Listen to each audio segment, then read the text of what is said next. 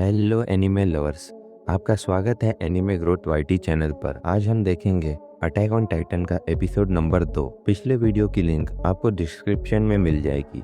तो चलिए जानते हैं कि आगे की कहानी को बिना किसी देरी के। अब तक हमने देखा कि कैसे कोलोसल टाइटन शिगानशिना वॉल्स का दरवाजा तोड़ देता है, जिससे ढेर सारे टाइटन्स अंदर आ जाते हैं और स्माइलिंग टाइटन एरन की मदर को उठा के खा लेती है। इसके बाद आर्मिन का नरेशन आता है जो बताता है कि टाइटन 100 साल पहले प्रकट हुए थे, जिनका सिर्फ एक ही मकसद था, इंसानों को खाना। क्योंकि यह साइज में बहुत बड़े थे तो लगभग इन्होंने पूरी मानव जाति को ख़त्म कर दिया था। बचे कुचे इंसानों ने 3 बड़ी बड़ी वॉल्स बनाई थी और उनके अंदर शांति से रह रहे थे। लगभग 100 साल तक सब ठीक था, लेकिन इसके बाद हम एक क्रो को देखते हैं जिसका कई कल्चर में डेथ का सिंबल माना जाता है और यह एक इंसान की डेथ बॉडी को नोच रहा था। लोग टाइटन से डर के भाग रहे थे, छुप रहे थे, लेकिन मौत उनके सिर पर खड़ी थी। वही वॉल रिलीजन का एक मेंबर कुछ मंत्र पढ़ते हुए आगे बढ़ रहा था, लेकिन एक टाइटन उसे भी उठाकर खा जाता है। इधर हानस एरन और मिकासा को लेकर काफी दूर आ गया था, जहां एरन हानस को मारने लगता है कि उसने उसकी मदर को क्यों नहीं बचाया, और हानस एरन को समझाता है कि तुम अपनी मदर को नहीं बचा पाए क्योंकि तुम छोटे हो और कमज़ोर हो। वहीं हानस कमज़ोर नहीं था, लेकिन वह टाइटन को देखकर डर गया था। एरन के पास ताकत की कमी थी और हानस के पास हिम्मत। वह इन दोनों को यहाँ से ले जाने लगता है। तभी अचानक मिकासा के सिर में दर्द होता है। एक फ्लैशबैक में हम उसके मरे हुए पेरेंट्स को देखते हैं। खैर, हम देखते हैं कि शिगानशिना के सभी लोग भागकर वॉल्स के अंदर जा रहे थे और जहाज में बैठ रहे थे ताकि वह यहाँ से जल्दी निकल सके। इसके बाद हमें बताया जाता है कि शिगानशिना जैसी डिस्ट्रिक्ट वॉल्स के बाहर क्यों है और अंदर क्यों नहीं। इससे काफ़ी फ़ायदे हैं। पहले तो यह डिस्ट्रिक्ट के बाहर होने से ज़्यादातर टाइटन्स उनके पास आकर इकट्ठे हो जाते, जिससे उन पर नज़र रखना आसान हो जाएगा। वरना तो वॉल्स 100 किलोमीटर से भी ज़्यादा एरिया में फैली हुई है, तो इसके लिए कितने सारे सोल्जर्स की ज़रूरत पड़ती। लेकिन अब सोल्जर्स को सिर्फ 4 डिस्ट्रिक्ट की वॉल्स पर ही नज़र रखनी है। दूसरा फ़ायदा यह कि अगर किसी डिस्ट्रिक्ट की वॉल्स तोड़कर टाइटन अंदर भी आ जाते हैं तो लोगों को वॉल्स मारिया के अंदर भेज दिया जाएगा, जिससे इन्हें सिर्फ एक डिस्ट्रिक्ट का ही नुकसान होगा, ना कि पूरी वॉल्स का। वरना तो पूरी वॉल मारिया की जगह इन्हें छोड़नी पड़ती। साथ ही शिगानशिना से बाहर जाने का सिर्फ एक ही रास्ता है, जिसे कोलोसल टाइटन ने तोड़ चुका है, और शिगानशिना से वॉल मारिया के अंदर जाने का भी एक ही रास्ता है, जिसे थोड़ी देर में आर्मर्ड टाइटन तोड़ने वाला है। इसके बाद हम आर्मिन को देखते हैं, जो कि अपने ग्रैंडपा के साथ पहले ही जहाज में चढ़ गया। उसे एरन और मिकासा भी दिख जाते हैं, लेकिन उनके चेहरे का एक्सप्रेशन देख वो समझ जाता है कि उनके साथ कुछ बहुत बुरा हुआ है। उसके ग्रैंडपा भी कहते हैं कि अभी उन्हें अकेले छोड़ दो, पता नहीं उन पर क्या बीती होगी। हम देखते हैं कि जहाज में जगह भर जाती है और कई सारे लोग पीछे ही रह गए थे। टाइटन्स अब वॉल मारिया वाले गेट की तरफ आ रहे थे, तो और बाकी सोल्जर्स उन पर कैनन से फायर करने लगते हैं, लेकिन इन कैनन का निशाना बिल्कुल भी सही नहीं लग रहा था। तभी वॉल मारिया वाले गेट बंद होने लगता है, जबकि कई सारे सोल्जर्स अभी भी शिगानशिना में ही थे। हानस मना करता है कि वॉल के गेट को बंद ना करे, अभी उनके कई साथी उस तरफ है, पर उसे बताया जाता है कि अगर उन्होंने गेट बंद नहीं किया तो टाइटन्स वॉल मारिया के अंदर आ जाएंगे, और अगर वॉल मारिया उन्होंने खो दी तो बाकी 2 वॉल्स के अंदर इतने रिसोर्सेज नहीं है। लेकिन हानस अब भी कहता है कि वह किसी को मरने के लिए नहीं छोड़ सकते, पर उसकी कोई नहीं सुनता और गेट बंद कर दिया जाता है। तभी इन्हें किसी भारी भरकम टाइटन की आवाज़ आती है। यह आर्मर्ड टाइटन था और ऐसा टाइटन भी इन्होंने पहले कभी नहीं देखा था। यह भागकर वॉल मारिया के गेट की तरफ आने लगता है। सोल्जर्स उस पर कैनन फायर करते हैं। एक शॉट उसे लग भी जाता है, लेकिन उसे खरोच तक नहीं आती,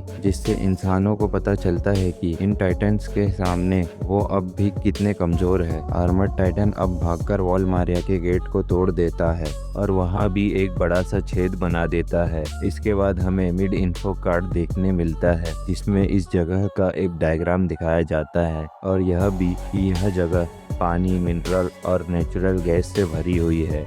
जिससे यहाँ के लोगों को खाने पीने की ज़्यादा दिक्कत नहीं होती है और नेचुरल गैस यह लोग ओडियम गियर में यूज़ करते हैं। खैर, टाइटन्स वॉल मारिया को तोड़कर अंदर आ गए हैं। यह खबर आग की तरह फैलने लगी। एरन, जो कि जहाज पर बैठा हुआ था, वह सोचता है कि वह अब कभी अपने घर वापस नहीं जा पाएगा। उसकी मॉम हमेशा के लिए जा चुकी है, वह उनसे कभी वापस मिल नहीं पाएगा। फिर उसे हानेस की भी याद आती है कि वह कमज़ोर है, इसलिए वह अपनी मदर को नहीं बचा पाया। एरन अब बहुत ही गुस्से में कसम खाता है कि वह इस दुनिया से उन सबका नामो निशान मिटा देगा और एक को भी जिंदा नहीं छोड़ेगा। खैर, इसके बाद वॉल मारिया में रहने वाले सभी लोग भागकर वॉल रोज के अंदर चले जाते हैं और इस सब में करीब 10,000 लोग टाइटन्स के हाथों मारे जाते हैं। ठीक इसी समय हम गिरीश को देखते हैं, जिसे चिंता हो रही थी कि एरन, मिकासा और कार्ला ठीक हो गए कि नहीं। इसके बाद गिरीश एरन के पास आ जाता है और उसके अंदर एक इंजेक्शन लगाने लगता है। एरन रोते हुए उसे मना करता है, लेकिन गिरीश कहता है कि यह उसकी भलाई के लिए ही है और एरन को याद दिलाता है कि उसे कुछ भी करके उनके घर के बेसमेंट में जाना ही होगा और तभी उसे सारी सच्चाई पता चलेगी। इसके बाद एरन की नींद खुल जाती है। उसे लग रहा था कि उसने कोई बुरा सपना देखा होगा, लेकिन उसके गले में बेसमेंट की चाबी थी। एरन भूल चुका है कि उसके फादर ने उसे कोई इंजेक्शन लगाया था। खैर, इसके बाद एरन और मिकासा खाना लेने जाते हैं और यहाँ पर हम एक जाने पहचाने चेहरे को देखते हैं। तभी आर्मिन एरन और मिकासा के लिए खाना ले आता है, जो कि एक उबला हुआ आलू था। क्योंकि वॉल मारिया के सारे लोग वॉल रोज में आ गए हैं, तो खाने की बहुत शॉर्टेज चल रही थी। अब एक सोल्जर बोलता है कि काश कि टाइटन्स ने थोड़े ज़्यादा लोग को मार दिया होता तो यहाँ खाने की कमी नहीं होती।